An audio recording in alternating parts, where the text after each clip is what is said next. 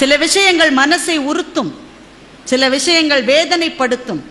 சில பேர் செய்த துரோகங்கள் நினைவிலே நின்று கொண்டே இருக்கும். வீட்டில் கூட மரியாதை இல்லை சார், என்ன வார்த்தை மறக்க முடியாது. இதெல்லாம் மனசுல இருக்கிற குப்பைகள். அங்கங்கே குப்பையை இறக்கி வச்சிடணும். தொடர்ந்து சுமந்து போய்கொண்டே இருந்தால் ஒரு நாளும் நிம்மதி கிடையாது, ஒரு நாளும் நிம்மதி கிடையாது. நம்முடைய புராணங்கள், இலக்கியங்கள், இதிகாசங்கள், மகரிஷி சொன்ன வாக்கு மூலங்கள் எல்லாமே நமக்கு சொல்வது மனசையும் உடம்பையும் சுத்தமாக வைத்துக் கொள்வதற்கான முதல் ஸ்டெப் குப்பைகளை அங்கங்கே இறக்கி வையுங்கள். நம்ம வீட்லயும் செய்ய மாட்டோம், மனசுலயும் செய்ய மாட்டோம். குப்பைகளை அங்கங்கே இறக்கி வைத்தால் மனசு ஃப்ரெஷ் ஆயிருது, நிர்மலமாகி விடுகிறது, சந்தோஷமாகி விடுகிறது. அதற்கு பிறகுதான் எது நம்முடைய இலக்கோ அதை நோக்கி பயணப்பட முடியும். ஒலிம்பிக்கில் ஓடுறவன் முதுகில் 50 கிலோ வெயிட்டை வச்சுக்கிட்டா ஓட முடியுமா சார்? நம்ம எல்லாம் ஒலிம்பிக்ல ஓடுற மாதிரி ஓடுற, வாழ்க்கையில் வேறு வேறு கனவுகளை வைத்துக்கொண்டு, ஆனால் எல்லாருக்கும் முதுகிலே சுமை, மாற்றங்களை ஏற்றுக்கொள்ளாத சுமை, கற்றுக்கொள்ள மாட்டேன் என்கிற சுமை, பழசை இறக்கி வைக்க மாட்டேன் என்கிற சுமை, அத்தனையோடும் ஓடிக்கொண்டே இருக்கிறோம். அப்ப ஒரு நாளும் ஜெயிக்க முடியாது. மகாகவி சொன்ன பாடலை ஐயா அவ்வளவு அழகா சொன்னாரு. கனவு மெய்ப்பட வேண்டும், கைவசமாவது விரைவில் வேண்டும், தனமும் இன்பமும் வேண்டும், தரணியிலே பெருமை வேண்டும், மண் பயனுற வேண்டும், வானகம் இங்கு தென்பட வேண்டும், உண்மை நின்றிட வேண்டும், ஓம் ஓம் ஓம் என்று மகாகவி சொன்னார். மனதில் உறுதி வேண்டும், வாக்கினிலே இனிமை வேண்டும். அந்த வாக்கினிலே இனிமை வருவதற்கே அடிப்படை மனசுக்குள்ள இருக்கிற குப்பைகளை களைவதுதான். சுவற்றிலே எறியப்பட்ட பந்து மாதிரி இனிமையான வார்த்தைகள் நீ கொடுத்தால்தான் அது திரும்பி வரும். நீ எல்லாத்தையும் சல்லு சல்லு சல்லுன்னு விழுந்துட்டு அவன் என்கிட்ட நல்லாவே பேச மாட்டேங்கிறான்னா எப்படி பேசுவான்? கொடுத்து பாருங்கள், கொடுப்பது திரும்பி வரும். இந்த நம்பிக்கையை தான் இந்த இயக்கம் விதைக்கிறது. பெருமக்களே, இவ்வளவு திரளாக கூடி வந்திருக்கிறீர்கள். எல்லாருக்கும் ஒரு தேடல், எல்லாருக்கும் ஒரு வருத்தம், எல்லாருக்கும் ஒரு பிரச்சனை, என்னென்னவோ அவமானங்கள். அடிக்கடி சொல்லுவாங்க, ஒரு ஆணுடைய வெற்றிக்கு பின்னால் ஒரு பெண் இருக்கிறாள்னு சொல்லுவாங்க. பொதுவா என்னை பார்த்து பல பேர் கேட்டிருக்கிறார்கள், உங்களுடைய வெற்றிக்கு பின்னால் யார் இருக்கிறார்கள்? ஒரு பெண்ணுடைய வெற்றிக்கு பின்னால் ஒரு ஆண் இருக்கிறார். உண்மையா? உண்மையா? அது ஒருவேளை இருக்கலாம். நான் ஒரு அளவு தான். ஒரு வெற்றிக்கு பின்னாலே இருப்பது ஆணோ பெண்ணோ இல்லை, ஒவ்வொரு வெற்றிக்கு பின்னாலும் இருப்பது அவமானம், வலி, தோல்வி, கண்ணீர், ரத்தம், வியர்வை. ஒவ்வொரு வெற்றி தான் கண்ணுக்கு தெரிகிறது. வெற்றி பெற்றவன் யானையின் மேலே போகிறவனை கீழே இருக்கிறவன் குஷாலா போறான்பா, ஜாலி தான். யானையின் மேலே இருக்கிறவனுக்கு தான் பயம் தெரியும். எப்ப கீழே தூக்கி எறியும்னே தெரியாது, எப்ப எறியும்னே தெரியாது. அதனால்தான் கம்பமத யானை கழுத்தகத்தின் மீதமர்ந்து இன்பமரும் செல்வமும் இன்னரசும் யான் வேண்டேன் ஆழ்வார் பாடினார். எம்பெருமான் ஈசன் எழில் வேங்கட மலை மேல் தம்பகமாய் நிற்கும் தவமுடையேன் ஆவனேன்னு சொன்னார். யானையின் மேல் இருப்பவன் தான் வெற்றி பெற்றவன் என்றால், வெற்றி பெறுவதை விட வெற்றியை தக்க வைத்துக் கொள்வதுதான் சார் பெரிய விஷயம். இந்த வெற்றிக்கு பின்னாலே இருக்கிற அவமானங்களிலிருந்து பாடம் கற்றுக்கொள்ளலாம். ஆனால் அவமானங்களை கொடுத்தவர்களை மன்னித்து விடுகின்ற மனப்பக்குவம் வந்துவிட்டால் வாழ்க்கை எளிமையாகிவிடும்.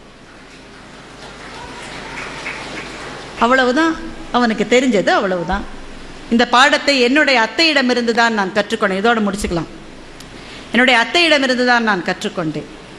எங்கள் அத்தை படிக்க வைக்கல. 3 நாள் தான் ஸ்கூலுக்கு போனாங்களாம். ஒரு நாள் மழை பெஞ்சதுன்னு திரும்பி வந்துட்டாங்களாம். 2வது நாள் பக்கத்தில் இருக்கிற பொண்ணு உன் பாவாடை ரொம்ப நல்லா இருக்குன்னு சொல்லிச்சுன்னு பயந்துட்டு திரும்பி வந்துட்டாங்களாம். 3வது நாள் ஒரு நாள் போயிருக்காங்க. 4வது நாளில் அவங்களுடைய குடும்பத்தில் வேற யாருக்கோ குழந்தை பிறந்தது. அந்த பிள்ளையை பார்த்துக்கிறதுக்காக இவங்களை ஸ்கூலை விட்டு நிறுத்திட்டாங்க. அவ்வளவுதான் படிப்பு மொத்தம். திருமணம் செய்து வைத்தார்கள். பிள்ளைகள் பிறக்கவில்லை, கணவர் இறந்து விட்டார். சாப்பாட்டுக்கு வழி கிடையாது. குடும்பத்தினர்களே ஒரு எக்ஸ்ட்ரா டிக்கெட் வந்துட்டாக்க சாப்பாடு போட முடியாதுன்னு 13ஆம் நாள் காரியம் முடிந்த பிறகு அங்கேயே விட்டு எல்லாரும் போய்விட்டார்கள். தன்னந்தனியாக சென்னை நகரிலே ஒரு அனாதை பெண். படிப்பு கிடையாது, உறவு கிடையாது, அடுத்த வேளை சாப்பாட்டுக்கு வழி கிடையாது. நான் அத்தைன்னு சொல்றேன், அவங்க உறவில் அத்தை இல்லை. எங்க வீட்டுக்கு வந்து எங்களை பார்த்து கொண்டு எங்களோடு வாழ்ந்து எங்களுடைய அன்பிலே தன்னை கரைத்து கொண்டு உழைத்து எங்களை இந்த நிலைக்கு கொண்டு வந்தவர் எங்க அத்தை தான். 2வது அம்மா. ஒரு நாள் விட்டுட்டு போன உறவுக்காரர்கள் தேடி திரும்பி வந்துட்டாங்க. ஏன்னா இப்போ கொஞ்சம் வசதி ஆயிட்டாங்க இல்லையா, திருப்பி வந்துட்டாங்க. அது செய்வாங்க. எனக்கு தெரிஞ்சே நடந்தது சார். அண்ணாவுக்கும் தம்பிக்கும் பந்தயம். இவங்க 6 மாதம் அவன் 6 மாதம் வச்சுக்கணும் அம்மாவன். பந்தயம் இல்லை, ஒப்பந்தம். தம்பி 6 மாதம் வச்சுக்கிட்டான். கரெக்டாக 6 மாதம் முடிந்த அடுத்த நாளைக்கு டிக்கெட் வாங்கிட்டான் அம்மா ஊருக்கு போகிறதுக்காக. அண்ணா ஃபோன் பண்ணுறான், எனக்கு ஃபாரின்ல ஒரு டெப்டேஷன் போட்டுட்டாங்க, இப்போ அம்மாவை வச்சுக்க சௌரியப்படாது, நீ இன்னும் 6 மாதம் வச்சுக்கோன்றான். தம்பி மனைவி பத்ரகாளி ஆயிட்டா. காளியின் புதல்வின்னு ஐயா சொன்னாரே, அப்பதான் பார்க்க முடியும். பத்ரகாளி ஆயிட்டா. ஒரு நாள் கூட தாங்க மாட்டான். வாங்கின டிக்கெட் வாங்கினது தான், போய்த்தான் ஆகணுன்ற. அம்மா சொல்றா, டே வயசான காலத்தில் அங்கேயும் இங்கேயுமா அனுப்பாதீங்கடா, ஒரு இடமா வச்சுக்குங்கடா. ஏம்மா நான் மட்டும் என்ன இழிச்சவா என்ன? அப்படித்தானே பேச்சு. இப்போ அவன் தானே வச்சுக்கணும். இல்லை, திடீர்னு ஒரு அதிசயம் நடந்து போச்சு. என்னன்னா, கிட்டத்தட்ட 25 வருஷமா கோர்ட்ல இருந்த ஒரு வழக்குல அந்த அம்மாவுக்கு கிடைக்க வேண்டிய பூர்வீக சொத்து கொஞ்சம் அவங்களுக்கு வந்துருச்சு. திடீர்னு எதிர்பார்க்கவே இல்லை, 10 லட்சம் ரூபாய் மதிப்புள்ள சொத்து வருது. தம்பி உடனே ஓடி போய் டிக்கெட்டை கேன்சல் பண்ணிட்டான். வர வழியில் அண்ணனுக்கு SMS அனுப்பினான், அம்மா பாவம் கஷ்டப்படுறாங்க, இங்கேயே வச்சுக்கிறேன், என்னத்துக்கு அங்கேயும் இங்கேயுமா போனோம் அப்படின்னு SMS அனுப்பிச்சிட்டு பார்த்தா ஃபோனில் ஏற்கனவே ஒரு SMS அண்ணன்ட்டேருந்து வந்திருக்கு. டெப்டேஷன் கேன்சல் ஆயிடுச்சு, நானே வந்து அம்மாவை கூட்டிட்டு போறேன். நடந்த விஷயம், நான் ஒன்று எட்டுக்கட்டிலாம் சொல்லல. இப்படித்தான் உறவுகள் மதிக்கப்படுகிற ஒரு உலகத்திலே வாழ்ந்து கொண்டிருக்கிறோம். ஆனா எப்படி அதை ஹேண்டில் பண்றது? இது இப்படித்தான் என்று ஏற்றுக்கொள்வதை தவிர நமக்கு வேறு வழி இல்லை. அவ்வளவுதான், அவ்வளவுதான். அவன் நம்மை புகழ்கிற போது, பாசம் வைக்கிற போது கொண்டாடுவதும் கிடையாது, இகழ்கிற போது விலக்கி வைக்கிற போது தூற்றுவதும் கிடையாது. எங்க அத்தா அதை தான் பண்ணாங்க. அந்த உறவுக்காரங்கள்லாம் திரும்பி வந்தாங்க. நாங்க சொன்னோம், உள்ள வந்தா காலை முறிப்போன்னு நீ சொல்லு அத்தை. அன்னைக்கு உன்னை விட்டுட்டு போனவங்க இன்னைக்கு வந்துருவாங்களா? சேர்க்காத உள்ள. எங்க அத்தை அவர்களை கூப்பிட்டு சாப்பாடு போட்டு கையில காசும் கொடுத்து, எப்பப்ப காசு வேணுமோ நீங்க வந்து என்ன பாருங்கன்னு சொன்னாங்க. நீ லூசா நீ? நான் கேட்டேன். ஏன்னா அந்த வயசுல அதனுடைய மதிப்பு எனக்கு தெரியல சார். நீ லூசா நீ? வெளியிலேயே அவங்க உள்ளேயே விடாதன்னு சொல்ற, காசு கொடுக்கறேன்ற நீ? எங்க அத்தை சொன்னா, அவங்க சுபாவம் அப்படித்தான், என் சுபாவம் எப்படி? அவங்க சுபாவம் அப்படின்றதுக்காக என் சுபாவத்தை நான் மாத்திக்க முடியுமான்னு எங்க அத்தை கேட்டாங்க. பெருமக்களை, இது நடந்து 25 வருஷங்கள் ஆகிறது. எங்கள் அத்தை இப்போது உயிரோடு இல்லை.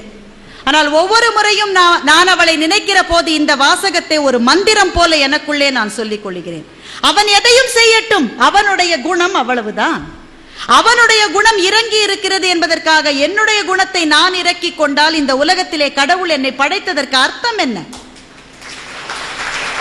நான் நானாகவே வாழ வேண்டும் என்று சொன்னால் மற்றவர்கள் எனக்கு இழைக்கிற தீமைகள், அவமானங்கள், தோல்விகள், கொடுஞ்சொற்கள் எதையும் சொல்லிவிட்டு போகட்டும், அவனுக்கு தெரிஞ்சது அவ்வளவுதான் என்கின்ற மனசு வந்துவிட்டால் வாழ்க்கை பூந்தோட்டம்தான் என்கின்ற எண்ணம் வந்துவிட்டால் வாழ்க்கை நதிதான். இந்த நதி ஓடிக்கொண்டே இருக்கிற நதி. இந்த தேசத்தினுடைய நதிகளுக்கெல்லாம் பெண் பெயர்கள். ஆனால் எல்லா நதியிலும் மாசு கலப்பது மாதிரி எல்லா பெண்களின் வாழ்க்கையிலும் களங்கங்கள், குற்றங்கள் சுமத்தப்பட்டு கொண்டுதான் இருக்கிறது. அத்தனையும் தாண்டி கொண்டு அந்த நதி ஓடிக்கொண்டே இருப்பது போல வாழ பழகிவிட்டோம் என்று சொன்னால் வாழ்க்கையே வண்ணமயம்தான், பூந்தோட்டம்தான். அந்த மன அமைதியை, மற்றவர்களுக்கு இன்சொற்கள் நல்குகின்ற அந்த மனசை இந்த இயக்கம் கொடுக்கும் என்று சொன்னால் இது பல்லாண்டு பல்லாண்டு பல்லாண்டு வாழ்ந்து அத்தனை பேரின் கனவும் மெய்ப்பட வேண்டும் என்ற குறிக்கோளையும் இங்கே வைத்து இந்த மகத்தான வாய்ப்புக்கு நன்றி கூறி முடிக்கின்றேன். வணக்கம்.